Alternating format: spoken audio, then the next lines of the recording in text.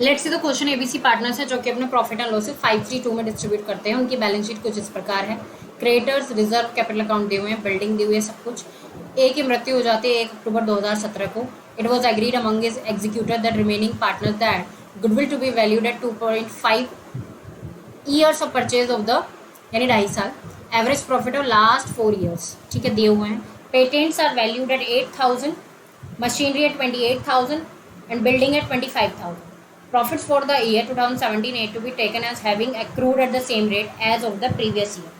अच्छा, जो previous year के प्रॉफिट थे वैसे ही इस साल के भी प्रॉफिट्स रहेंगे। Interest on capital to provide 10% per annum, half of the amount due to A to be paid immediately to the executor and the balance transfer to executors loan account.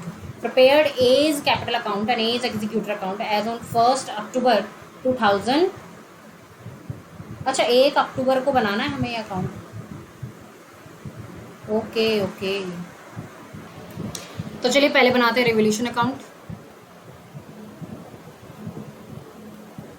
Revolution account मुझे लगता है इसका 0 आने वाला है क्योंकि patents are valued at 8,000। Patents यहाँ पर कितने दिए हुए हैं 11,000 के, तो 2 पेटेंट्स 3,000, ठीक है। उसके बाद मशीनरी 28,000, मशीनरी यहाँ पर 30,000 के, तो 2 मशीनरी 2,000। और यहाँ पर बिल्डिंग 25,000 की और यहाँ पर बिल्डिंग है 20,000 की, तो बाय बिल्डिंग 5,000। तो यहाँ पर कुछ भी ना प्रॉफिट हुआ ना लॉस हुआ, ठीक है। तो रिवोल्यूशन अगर आप बनाओ दिखा देना बना के, कोई प्रॉफिट या लॉस नहीं हुआ। अब हम बनाएंगे एज कैपिटल अकाउंट।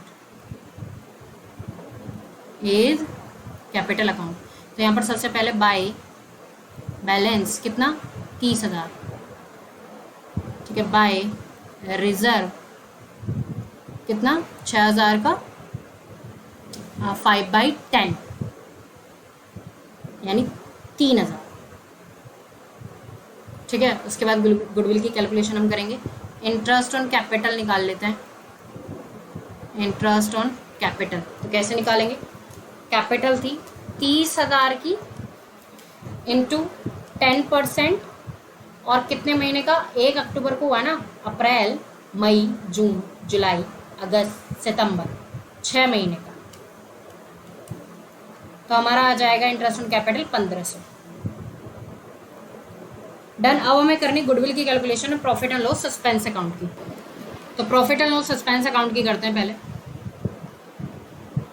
ठीक है। तो देखो इसने बोला है कि 2017-18 का प्रॉफिट वही है जो कि सेम प्रीवियस ईयर का, यानी 15,000। तो हमें जो कैलकुलेशन करनी है वो 15,000 के हिसाब से करनी है क्योंकि वो बोल रहा है इतना ही रेट रहेगा, इतना ही हमारी चीज़ें रहेंगी।